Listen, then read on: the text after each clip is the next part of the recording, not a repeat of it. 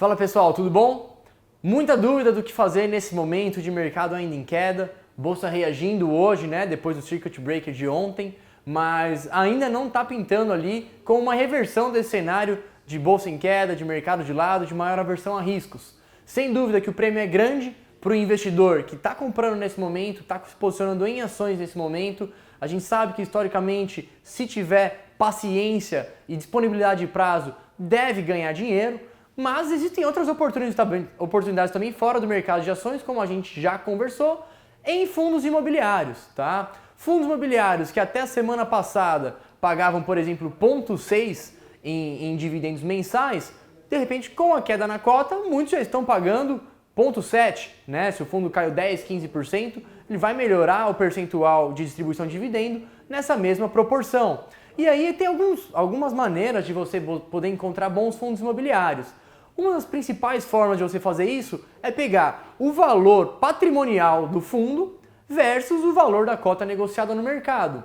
E aí alguns fundos estão começando a criar distorções interessantes, né? A gente estava vendo, por exemplo, vários fundos de fundos sendo negociados com muito prêmio, ou seja, ele tem lá uma cota patrimonial de R$105, mas no mercado é negociada a 120, né? Alguns bons fundos são negociados em patamares semelhantes. Vamos colocar aqui, por exemplo, o RBRF11, né? O fundo de fundos aí imobiliários da gestora RBR.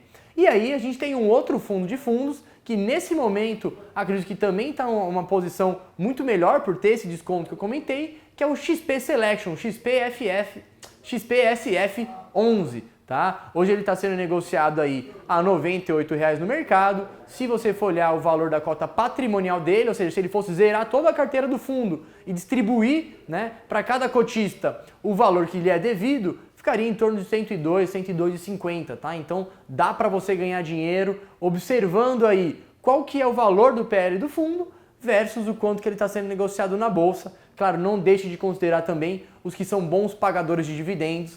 Esse fundo, por exemplo, que pode recuperar aí, que teve uma queda na cota, que pode demorar 6 meses, 1 ano, 2 anos para se recuperar e voltar ao mesmo patamar que a gente tinha aí até o mês passado, vai seguir te pagando dividendos nesse mês a mês aí, o que vai ajudar também a recuperar esse prejuízo, tá? Então, não feche os olhos para as oportunidades que estão surgindo nesse mercado em queda. Sem dúvida é o momento do investidor inteligente estar filtrando ali e pontuando o que pode ser uma boa oportunidade de compra. Você tem que estar guardando dinheiro todos os meses. Se você ainda trabalha, gera renda, não deixe de fazer o seu planejamento de maneira a estar sempre guardando e sempre comprando. Nesse momento que o mercado está em baixa, pegue o dinheiro desse recurso do seu salário desse mês, compra um pouquinho de ação. Da mesma forma que quando o mercado já estiver muito em alta, poxa, não vou pegar esse dinheiro que estou guardando nesse mês e colocar em ação, vou colocar num caixa, vou colocar numa renda fixa, vai diversificando dessa forma. Poxa, a bolsa subiu nesse mês, vou colocar em renda fixa, a bolsa caiu, vou colocar em ação. Para um planejamento aí que considera um médio e longo prazo, vamos colocar em um prazo de 5 anos, sem dúvida esse é um planejamento que vai te ajudar a buscar bons retornos e comprar nos momentos certos aí de mercado. Falando ainda da queda de ontem, os fundos imobiliários caíram bem menos do que as ações, certo? Os fundos imobiliários já vinham em queda, na verdade, desde a segunda quinzena ali de janeiro, né? Então, a queda na bolsa se acentuou, né, de maneira expressiva nas últimas 2 semanas, desde a quarta-feira ali pós-carnaval, quando, na verdade, os fundos imobiliários já vinham caindo desde janeiro, já vinham passando por um período forte de realização.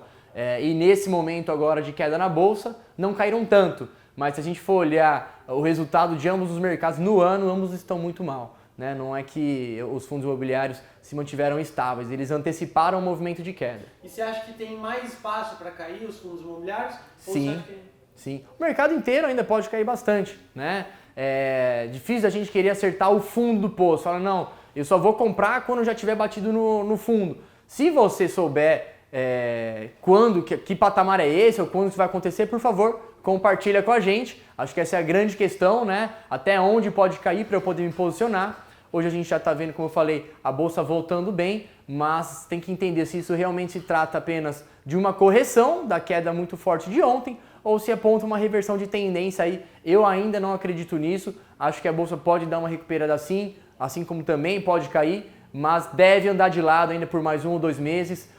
A volatilidade indicada pelo mercado pelos meses de março e abril ainda estão muito altas, muito mais altas que o normal, que gera em torno aí de 20% historicamente. Hoje está em 40%, 50% pelos próximos 2 meses, mas o mercado, por meio desses índices de volatilidade, já indica uma normalização aí até maio, e aí a gente vai ver para onde que a gente corre, né? Onde que vai estar a maior oportunidade.